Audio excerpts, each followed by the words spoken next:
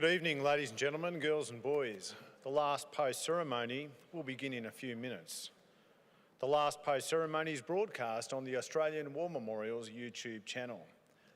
Please feel free to take photographs or film the service, and we encourage you to share your photos to the Memorial's Facebook page. To maintain the dignity of the service, please consider the following. Please switch off your mobile phones or turn them to silent. Parents should closely supervise young children.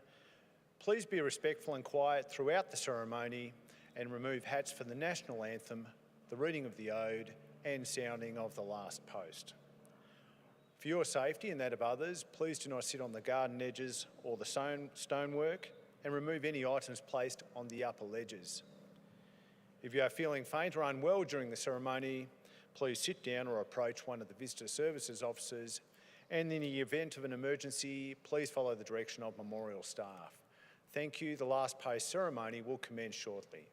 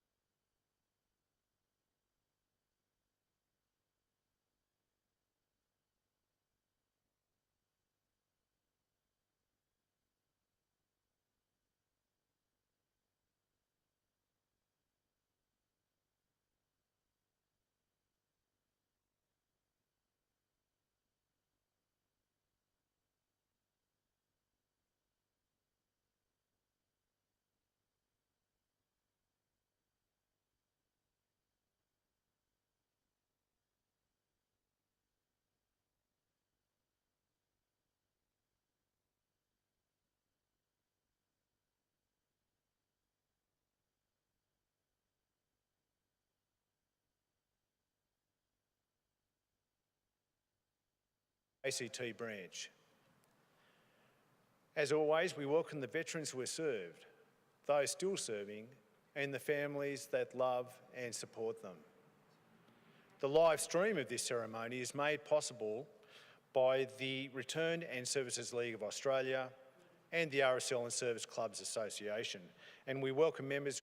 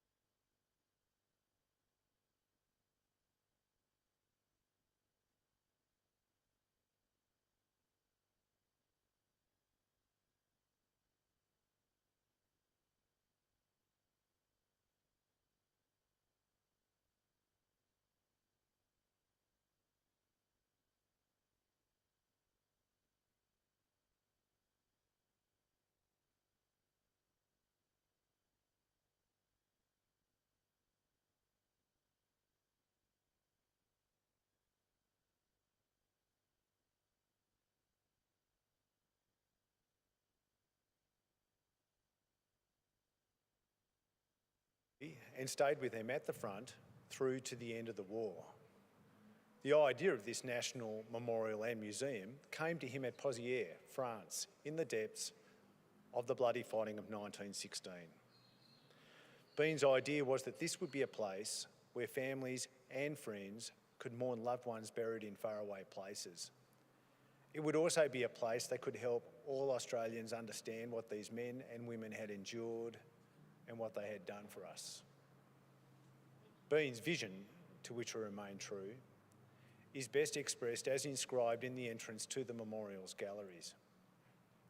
Here is their spirit, in the heart of the land they loved, and here we guard the record which they themselves made. Tonight, we will read just one of the stories behind those on the Roll of Honour, which lists the names of more than 103,000 men and women who have given their lives for us in war and on operations for more than a century. But first we present a lament, Flowers of the Forest. Wreaths or floral tributes will now be laid at the base of the Pool of Reflection.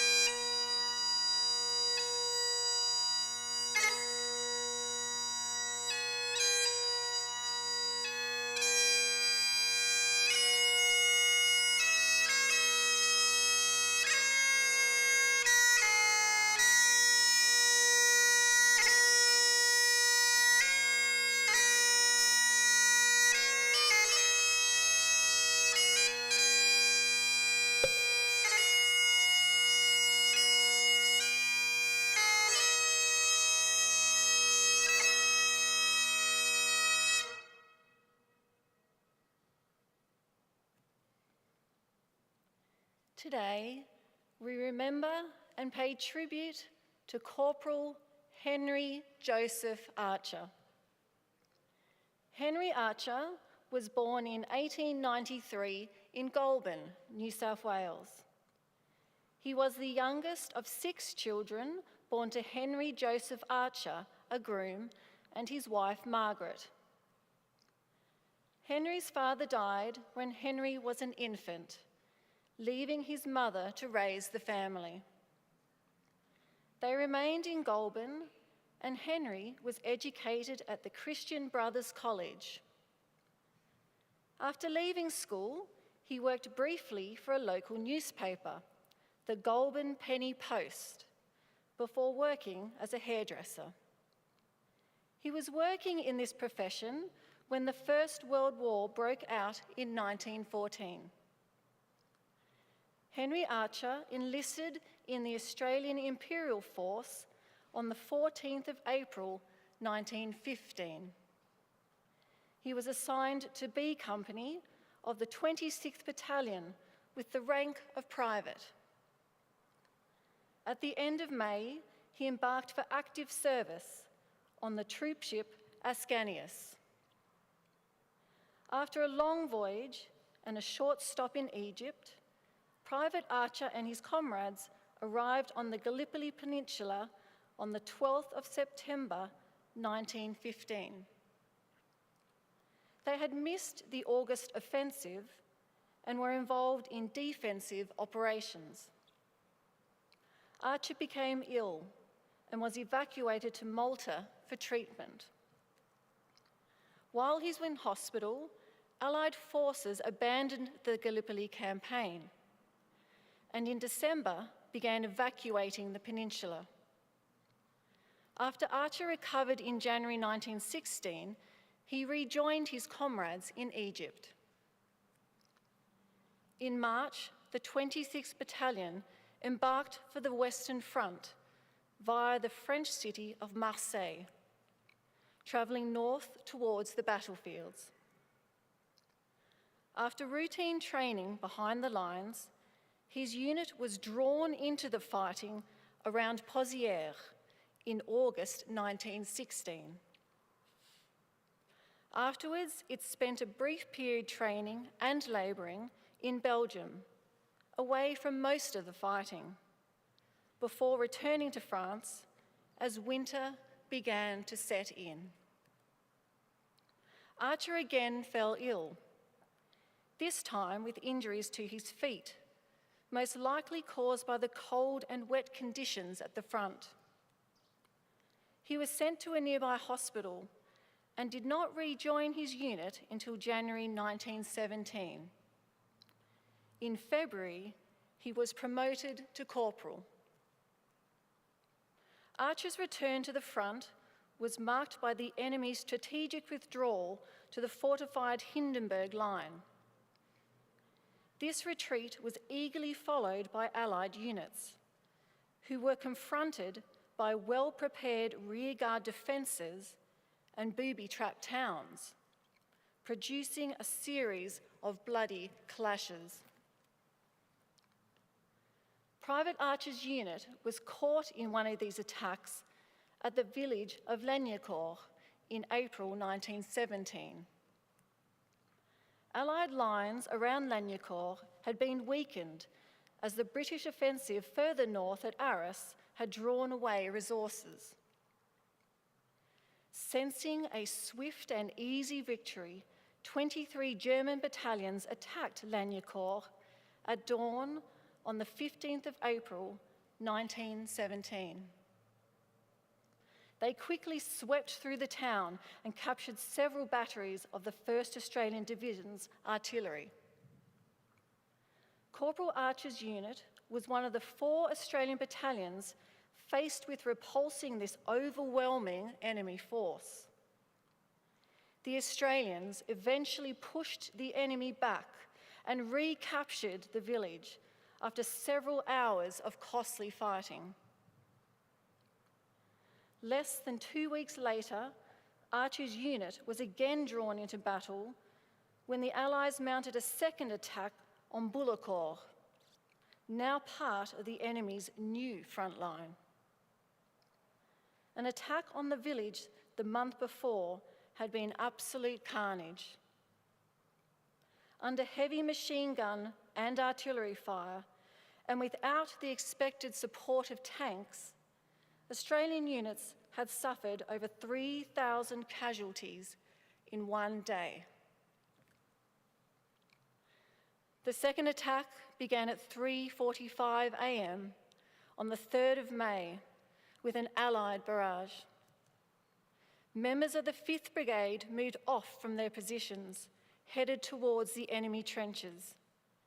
Minutes later, the enemy opened its own artillery. On this occasion, Allied units successfully took their objectives. But it took more than a week of fighting and a further 7,000 casualties. Among the dead was Corporal Henry Archer. His final resting place was never found, and today he is commemorated on the Australian National Memorial at Villers-Bretonneux. Henry Archer was 22 years old. His name is listed on the Roll of Honour on my right, among almost 62,000 Australians who died while serving in the First World War.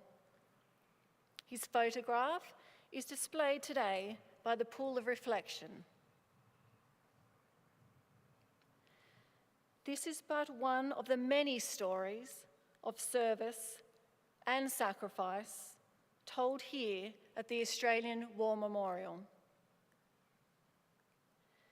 We now remember Corporal Henry Joseph Archer, who gave his life for us, for our freedoms, and in the hope of a better world.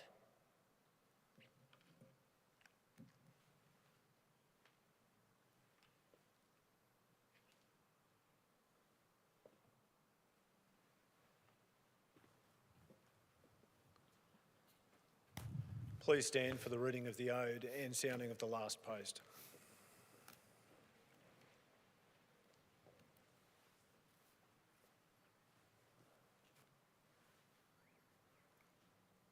They shall grow not old, as we that are left grow old.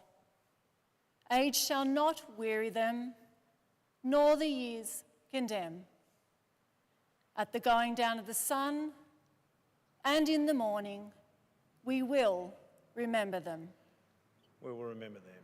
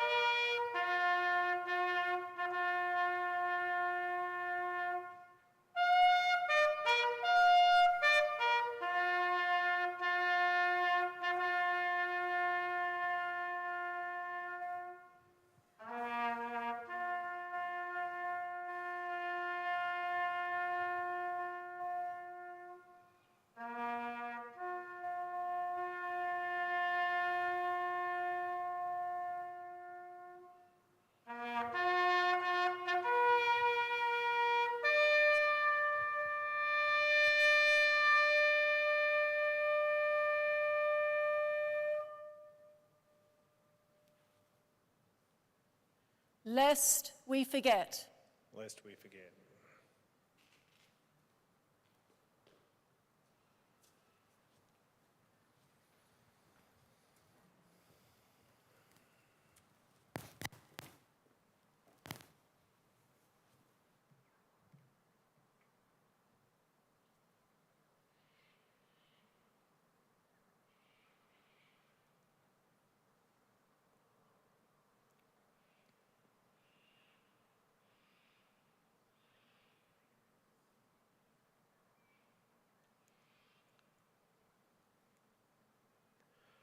We'll leave you this evening with the words of the memorial's founder, Charles Bean.